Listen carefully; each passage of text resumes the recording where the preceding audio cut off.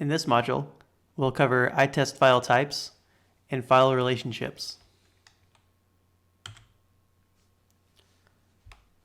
A test case file describes an automated test to be performed. Each of the tabs along the bottom of the editor provides access to a different page, a collection of information and settings associated with the test case. The steps page is the most important. It lists all of the steps and analysis rules in the test case and shows the flow of execution. A test case file can also be a procedure library or quick call library containing procedures that are callable from other test cases. A topology is a collection of information about physical devices and session configurations used to connect to them. You'll store IPs and login info here, along with other testbed properties. A session profile holds information on how to connect to a device, or in the case of a reference session profile, a family of devices. Most session profiles you build will be reference session profiles, which hold info that is common to every device in that device family, like which prompts are valid. Many session types are supported in iTest, like SSH, Selenium, REST, and Spirent. The settings page of a session profile points to other files the session will use, like response map libraries.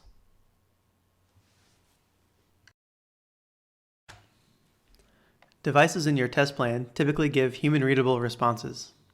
A response map file provides a way to structure these responses so that an automated test case can read them reliably. When a response is mapped, important data can be extracted using queries. Responses that already have a structure, like XML or JSON, can still be mapped in order to create queries that are consistent from test case to test case. A parameter file is a collection of parameters and values. Parameters are used to keep test cases portable by abstracting data that can change from run to run. A parameter file can include or inherit from one or more other parameter files. One parameter file can be set as the global parameter file, which will be used by any running tests. Form maps identify elements like buttons, links, and text boxes on a session using a graphical interface, such as a web page. Using these targets from a form map in a test case makes development easier and provides a level of abstraction should the underlying GUI change. When this happens, you can update the target in one place in the form map instead of searching through every test case that A job file is used to schedule test executions. Jobs can be scheduled to execute at a specified time in the future or to execute on a recurring basis. Files in your workspace will refer to one another and depend on one another to create a working abstracted project. On a test case's general page, it will refer to a topology file. This tells the test case what device types and sessions are available to it.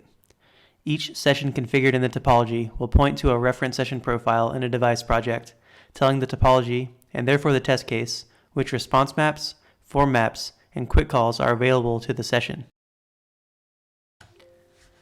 Now that we're familiar with the various types of files you'll find in iTest, and now that we have our automation and device project created in our workspace, we're ready to start creating some of the files we need to develop our test case.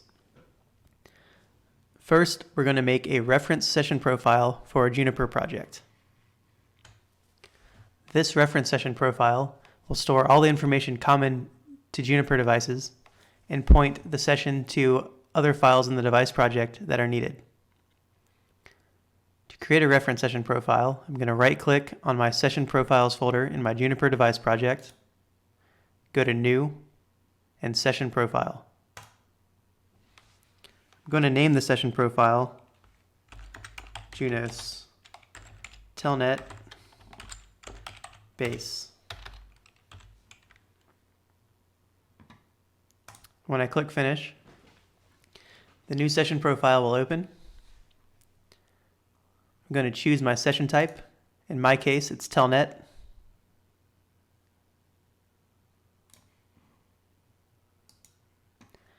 And I'm going to enable the checkbox that says this is a reference session profile. You'll see when I do that, the error requiring an IP address is going to go away. iTest now understands that because this is a reference session profile or base session profile, that we're not talking about one specific device, so we don't need to give an IP address. Here in the Settings tab, you can see that iTest automatically configured the response map library and form map library for this base session profile. What this means is that any response map file and any form map file stored in the DI Junos device project is going to be available to any session that uses this base session profile. I'm just going to save my base session profile. And now we're ready to create a topology file. I'm going to right click on the topologies folder in my AI Training Labs automation project, select new and topology. I'm going to name the topology training juniper.tbml and click finish.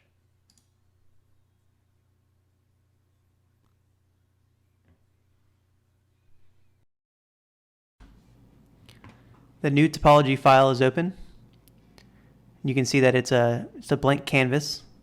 We're going to bring devices in from this default devices palette to represent the devices that we're going to be interacting with in our test case. In our case, we're only going to be interacting with one device, and it's a switch. So I'm going to find switch in the default devices menu and just drag it onto the canvas.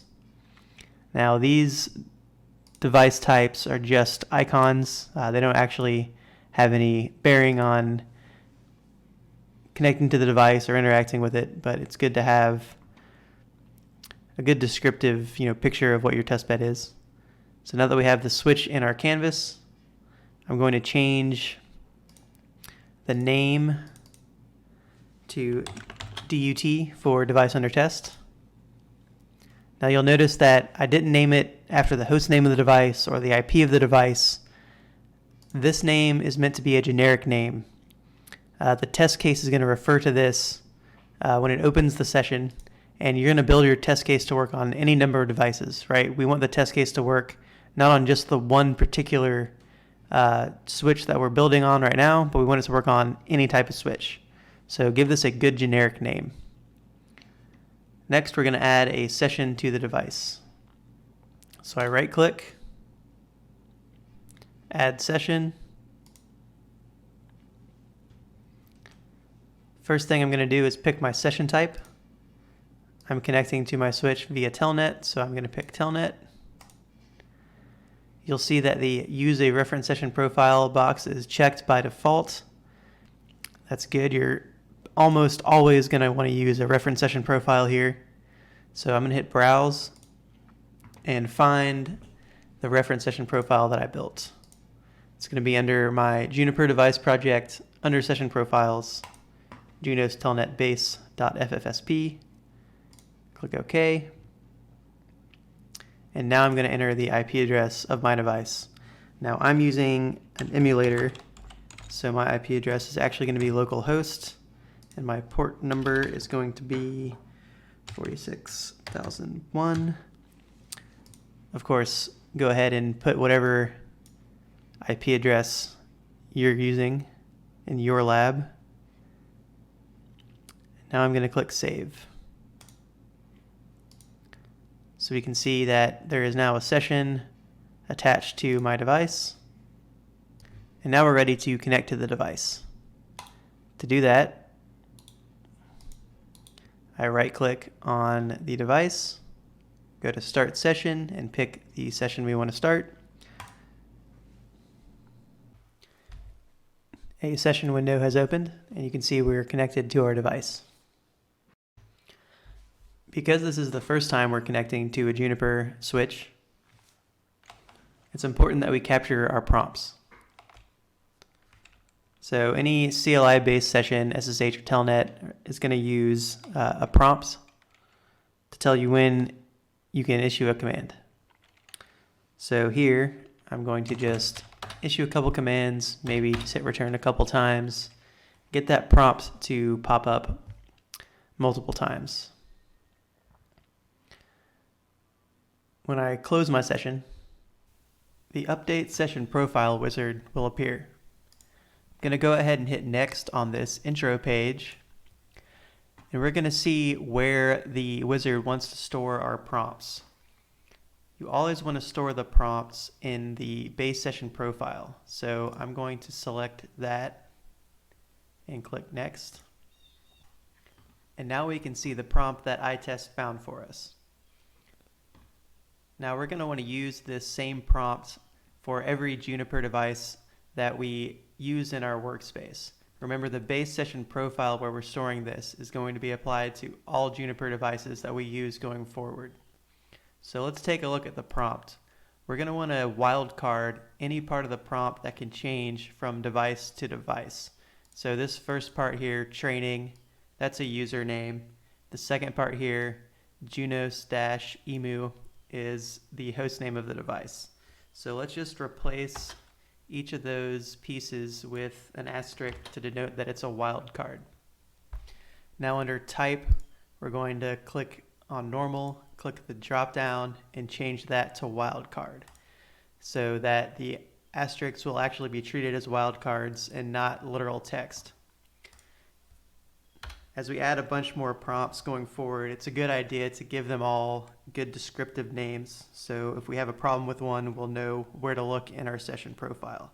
So because this is the privileged users prompt denoted by the hash sign there, I'm going to name this privileged.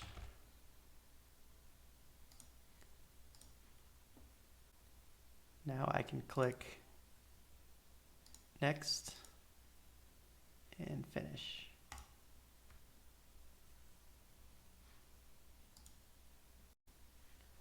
And now if we go back to our base session profile, we can see under the prompts menu that our privileged prompt with the wildcarded username and hostname has been added to the session profile.